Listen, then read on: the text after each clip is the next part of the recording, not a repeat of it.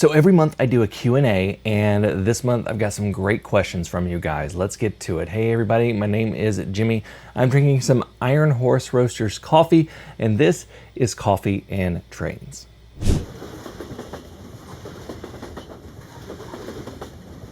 If you guys want to tell me what kind of coffee you are drinking and be featured just like these guys right here, you can do that in the comments below, and who knows, you might see your name pop up on that episode of Coffee and Trains. This is the monthly Q&A. I'll tell you how to get your questions in at the end of this video, and this video is brought to you with support from trains.com. You can use the promo code JimmyDIY to get $10 off your order of $50 or more. Link in the description. Cheers. Lil Cowboy 81 asks, what locomotive am I most excited for, HOZ or N-Scale? And that's got to be the Broadway Limited consolidation that's coming out. It's 280. And that one is going to have smoke, and I think it's going to be the smallest engine that's available right now in N-Scale with smoke, and I think it's going to be really cool. I also just genuinely love consolidations, and you don't see them nearly as much as, say, like a Mikado or things like that. And I just think they're really good looking engines. So I love the 280 wheel arrangement. Don't ask me why I have a love of that wheel arrangement. I just do. But yeah, being able to get smoke out of a locomotive that small is going to be really interesting, and I can't wait to try it out. Sheldon Billier 1028 asks, what Wi-Fi throttle do I recommend for pairing with the MRC Prodigy Advanced Squared? It says currently has a setup with the Wi-Fi module, but has found that phone apps are far too glitchy to be reliable, and they don't enjoy screen time. Do you have any recommended Wi-Fi throttles with it? So you also asked for a duplex throttle. I don't know specifically of a duplex Wi-Fi throttle, but other than any products that MRC would make specifically for that, I recommend something like the TCSU WT50. This is what I use with my DCEX system when I'm not using the game controller or things like that, when I just want to hop on real quick and run. It works on Y-throttle servers and things like that, so it should be able to connect. But this is just, it's a very simple throttle. It works really well. It does basic consisting. It's pretty user-friendly. It takes AA batteries. That's actually probably my only knock of it. Actually, I would like it to be a rechargeable thing, but I'm not gonna say no to that. But this is a really good little throttle for Wi-Fi, the TCS UWT50. I absolutely love this throttle. RGreer92 asks about calculating grades, if I had a good video for it. I don't think I've ever really explained how to calculate grades, and once I learned it, it was fairly easy to do, so I'm just going to explain it right here. So what you have is basically grade is rise over run, and it's a percentage. So this whole 2% grade, 1% grade thing that you hear, it's basically just rise over run. So for example, if you have a 1-inch rise over 100 of inches of track, you're going to have a 1% grade because that's 1 over 100. So that's how you calculate grades. That's how you get that percentage. So whatever that little division problem gets you is your grade. So if it's 2 over 100 or 1 over 50, it's going to be a 2% grade. So that's how you do it. It's actually really simple, and now you've got me inspired. I think I want to do I might do a whole episode on just like the math of model railroading. That's actually a good idea. Train Glenn 22 asks if I ever considered expanding my HO scale layout. I'm not gonna lie, I've thought about it. I think about literally expanding every single layout that I have. But really, I don't have the space. I think I'm running up against an absolute wall of space. It's why my Z-scale layout, I've changed it over to a modular setup. I didn't have space for the 2x4. The one thing I have considered is making it an L-shaped point-to-point that's very, very narrow, and make it like a shelf layout in my studio workspace versus down here. That's one thing that I have considered, and I think that's something that I might really do, because it would be like a space constrained layout and probably help a lot of people that want to do HO scale in a space constrained area.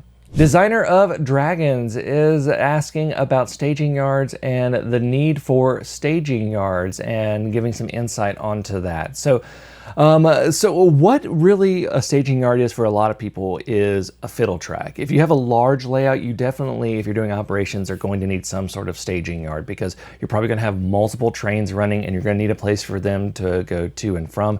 And if you have a large layout, a lot of times the individual tracks in a staging yard can represent off layout destinations. So let's say, for instance, let me just use the area where I'm from, and let's say like around Charlotte, North Carolina, and you want to have trains that go to Richmond and trains that want to go to Atlanta on Norfolk Southern, you could have those represented as off layout tracks on a staging yard.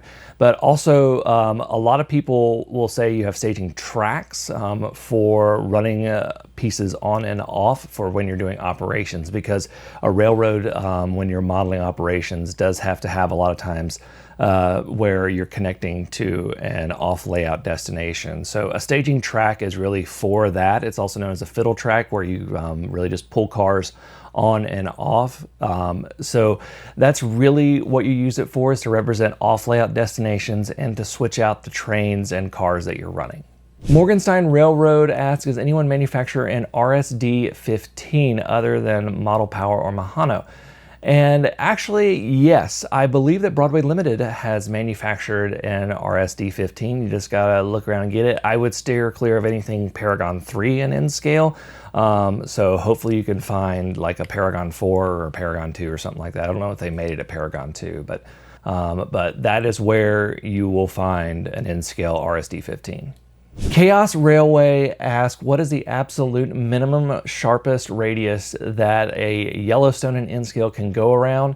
And from my experience, it's been about 11 inches. If you're going to be safe with it, with some types of rolling stock, I'd say 1 foot, but 11. So I would say if you're looking at Kato Unitrack, the 282 millimeter is probably the bare minimum it's going to go, but the 315 millimeter is going to give you the best results. So 11 inches is probably going to do you fine, but a 12-inch radius and higher is going to give you the best performance. Wayne Yerfer is asking about scaling for all sorts of things with 3D printing, and he says he's been doing 1 to 160th scale and found that 1.9 millimeters equals 1 scale foot. And he has found that some things are larger or smaller, and even some of my models from Model of the Month, he asks if you're scaling your prints wrong. I would say, honestly, that's probably about right. Sometimes I don't get my scaling exactly right. A lot of times I'm going for look and feel of what looks right. And sometimes I don't get the scaling perfect, and it's something that I've worked on a lot with my models. So 1.9 millimeters to 1 foot, that sounds about right. If the math is incorrect, I will correct myself on screen right here.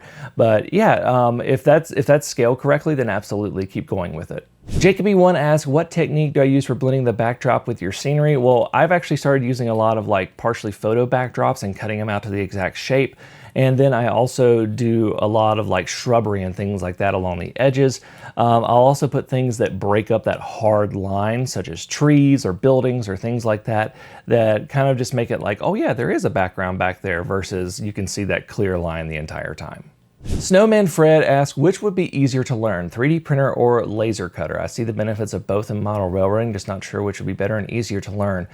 I can tell you right now, with all the resources out there, it's probably going to be 3D printing. I have both 3D printing and laser cutting, and it wasn't hard to learn laser cutting, but there's less software and tutorials and things out there for laser cutting versus 3D printing, and that's because 3D printing can do a lot more things, and there's a lot more machines out there for 3D printing. I don't think home laser cutting has taken off as much as home 3D printing, and that's because of a lot of different issues, whether it's safety, whether it's exhaust and things like that. And yeah, you're gonna find more resources and everything for 3D printing in terms of learning. Okay, if you wanna get your question answered on next month's Q&A, you can do that in the comments below. Try to get it done within the first week of this video coming out. That's when I try to collect them and then get ready to go record, so I have time to edit it without rushing it. I'm not saying that I won't answer questions after the first week, but if I've got enough questions to fill, then I will definitely just close it off there. But so get those questions in really fast. Thank you all so much for watching. Until next time, I'm Jimmy from the DIY and Digital. Stay safe, be kind, drink some coffee, and happy railroading.